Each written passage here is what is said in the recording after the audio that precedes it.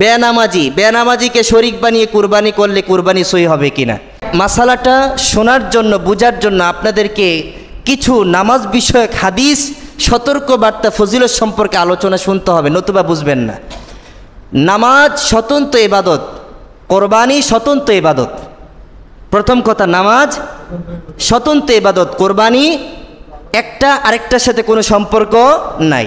কিন্তু নামাজ, এই দুইটা ইবাদতের মধ্যে সবচেয়ে গুরুত্বপূর্ণ ইবাদত হচ্ছে নামাজ, কারণ নামাজ হচ্ছে ইসলামের 5 রুকনের দ্বিতীয় রুকন, কিন্তু কোরবানি কোনো রুকনের অন্তর্ভুক্ত নয়। তো ইসলামের খুঁটি যদি ভেঙে যায়, তো বাড়ি বানাবেন কিভাবে? কথা বলেন। বাসার বিল্ডিংয়ের খুঁটি যদি আপনি ভেঙে ফেলেন, ছাদ থাকবে? নামাজ যদি ছুটে যায়, তো অন্য আমল দিয়ে লাভ কি? নামাজ তো গুরুত্বপূর্ণ রুকন, কোরবানি কিন্তু রুকনের অন্তর্ভুক্ত নয়। ইসলামের 5টি রুকনের ভিতরে কোরবানি আসছে। একটা হচ্ছে কালিমা, মূল খুঁটি, নামাজ, রোজা, জাকাত, হজ, 5টা রুকন। 5টা রুকনের মধ্যে দ্বিতীয় নাম্বার রুকন কি? নামাজ। নামাজ হচ্ছে ইমানের পরবর্তী মজবুত একটা আমল, ইবাদতের বিষয়। এই খুঁটিটা যদি কেউ ছেড়ে দেয়, তার বাকি আমলগুলো বরবাদ হয়ে যায়। তো নামাজ অত্যন্ত গুরুত্বপূর্ণ আমল, এবং এ ব্যাপারে আল্লাহ রসুল পরিপূর্ণভাবে, কঠিনভাবে সতর্ক করেছেন, ধমকও দিয়েছেন। আল্লাহ রসুল সাল্লাল্লাহু আলাইহি সাল্লাম ইরশাদ করেন, একজন মুমিন একজন কাফেরের মধ্যে পার্থক্য তৈরি করে নামাজ। নামাজ আদায় করা ব্যক্তিকে মুমিন বলে, আর যে নামাজ আদায় করলো না তাকে কি বলে? কাফের বলে।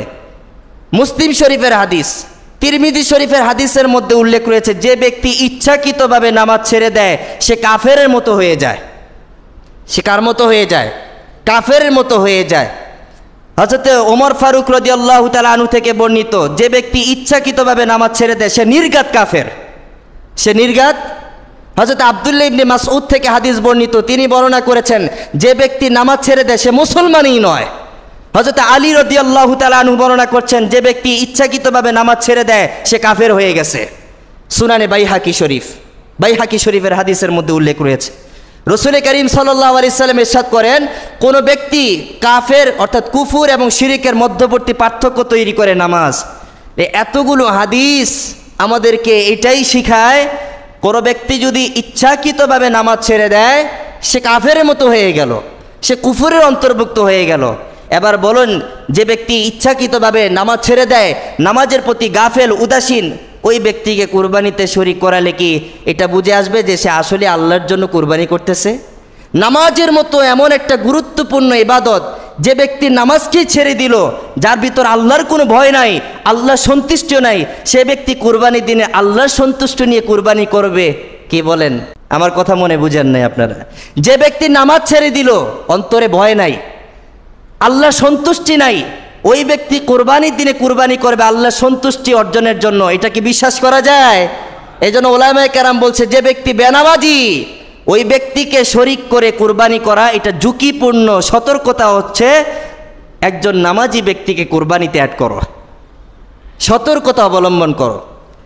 মুসলিম শরীফের হাদিসের মধ্যে উল্লেখ রয়েছে, আর যে ব্যক্তি নামাজ আদায় করে না, যে ব্যক্তি আল্লাহর সন্তুষ্টি অর্জন করতে চায় না, যে ব্যক্তি আল্লাহকে ভয়ই করে না, ওই ব্যক্তির ভিতরে নামাজ নাই, আর সে কি করে আল্লাহর সন্তুষ্টি অর্জনের জন্য কুরবানি করবে?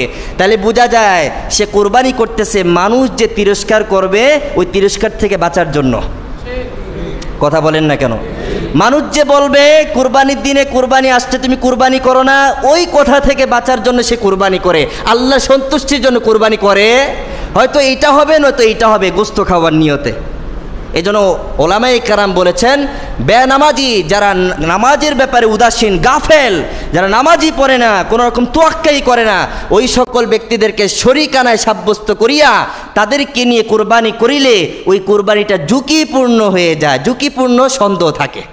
অর্থাৎ কুরবানি সই হইল কি হইল না আল্লাহই ভালো জানে, এমন পর্যায়ে চলে যায়। এই জন্য মুসলিম শরীফের হাদিস আমাদেরকে এই কথাই শিক্ষা দেয়, একজন ব্যক্তিকে যখন আপনার কুরবানি প্রসিতে অংশগ্রহণ করাবেন, তখন খুব সতর্কতার সাথে একজন নামাজি, পরহেজগারি, হালাল ইনকাম করে এমন একজন ব্যক্তিকে শরীকানা সাব্যস্ত করা। এই হচ্ছে মূল মাসালা। আল্লাহ তাআলা আমাদের সকলকে বুঝার তৌফিক দান করুক। প্রশ্ন হচ্ছে, ঋণ করে কুরবানি আদায় করা যাবে কিনা? ঋণ ধার করে ফোকায়ে কেরাম এখানে বর্ণনা করেছেন, যে ব্যক্তি ঋণে জর্জরিত, ঋণ আদায় করতে গেলে সে ফকির হয়ে যাবে এবং ঋণ আদায় করাটা আবশ্যকীয় মনে করেছে সে, যে আমাকে ঋণ আদায় করতে হবে, অথবা ঋণ আদায় করার ব্যাপারে যিনি প্রাপক, যিনি পাবেন টাকা, তিনি শর্ত জুড়িয়ে দিল 1 মাসের ভিতরে আমার ঋণ পরিশোধ করতে হবে। এই যে একটা চাপ, শর্ত জুড়িয়ে দিল, অল্প সময়ের ভিতরে ঋণ আদায় করতে হবে, তখন ওই ব্যক্তির উপরে প্রথম ঋণ আদায় করাটা আবশ্যক হয়ে যায়, কুরবানি আবশ্যক হয় না। আর কিছু ঋণ আছে বিলম্বে আদায় করলেও কোনো সমস্যা হয় না, যেমন কিস্তি অনেকে বিলম্বে আদায় করে কি করে না? করে। তো এরকম ঋণ যদি দেখা যায় বিলম্বে আদায় করলেও কোনো ক্ষতি হয় না, তাহলে সে চাইলে ওই টাকা দিয়ে, অর্থ দিয়ে, ওই যে বললাম বড় পশু কেন, একটি খাসি দিয়েও সে কুরবানি আদায় করতে পারে।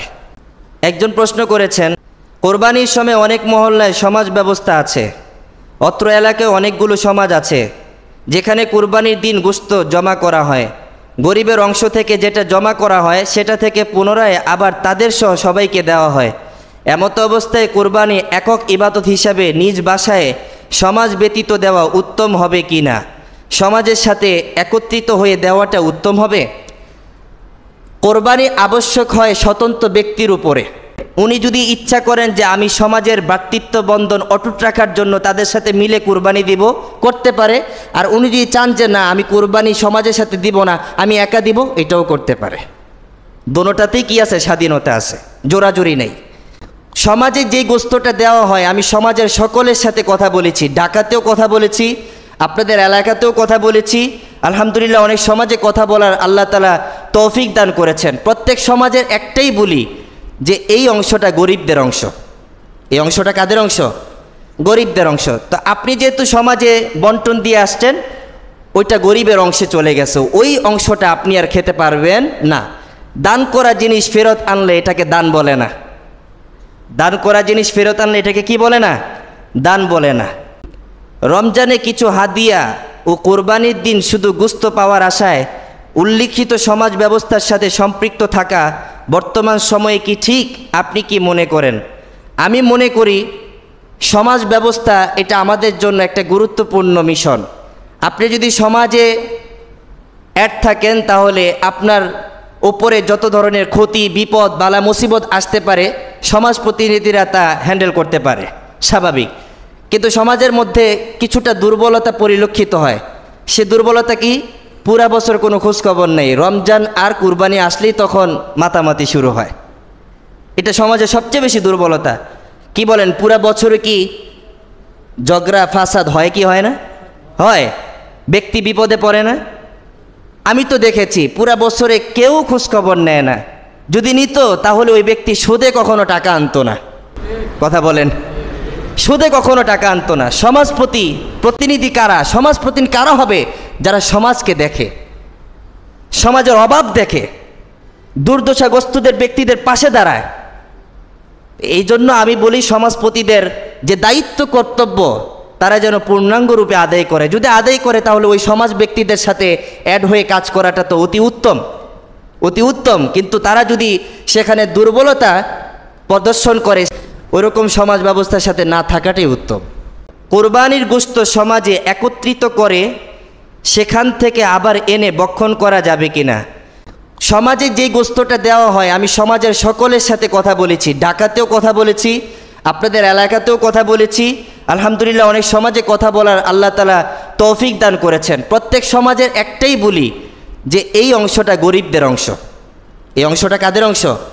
গরিবদের অংশ। তো আপনি যেহেতু সমাজে বন্টন দিয়ে আসছেন, ওইটা গরিবের অংশে চলে গেছে, ওই অংশটা আপনি আর খেতে পারবেন না। দান করা জিনিস ফেরত আনলে এটাকে দান বলে না। দান করা জিনিস ফেরত আনলে এটাকে কি বলে না? দান বলে না। অনেক সমাজে সমাজভুক্ত মানুষদের মনের নিয়ত না থাকা সত্ত্বেও জোরপূর্বক কুরবানিতে শরিক করা কতটুকু সঠিক? এই প্রশ্নটা আমি বুঝি নাই, কিন্তু যিনি এই প্রশ্নটা জমা দিয়েছেন তার থেকে কিছুটা হলো বুঝে নিয়েছি।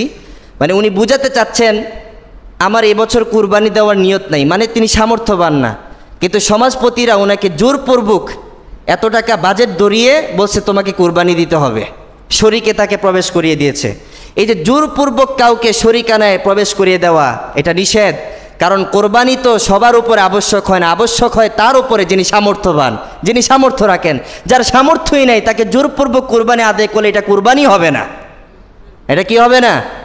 এই জন্য জোরপূর্বক কোনো কোরবানি হয় না। কোরবানি তো আমি করব আল্লাহর জন্য, এটা ফ্রি হয়ে করব, খালেজ দিলে করব, এখানে জোরপূর্বক কোরবানি আসবে কোত্থেকে?